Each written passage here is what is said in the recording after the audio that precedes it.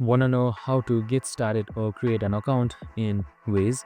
Well, no worries. In this video, I'm going to show you an easy step-by-step guide on how to do it.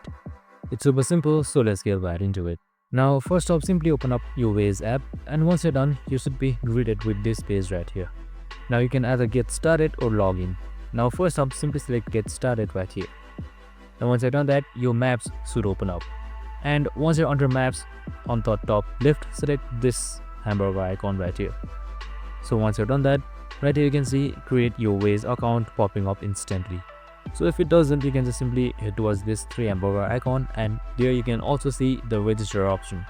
Now once I've done that, just simply select sign up with Google, sign up with email, or you can also continue as a guest.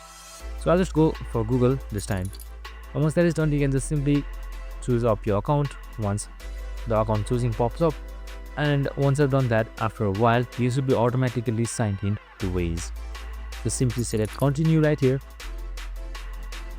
and that's it. Now you have successfully been logged in to Waze. I hope this video helped. If it did, make sure to like, subscribe and tune in with us.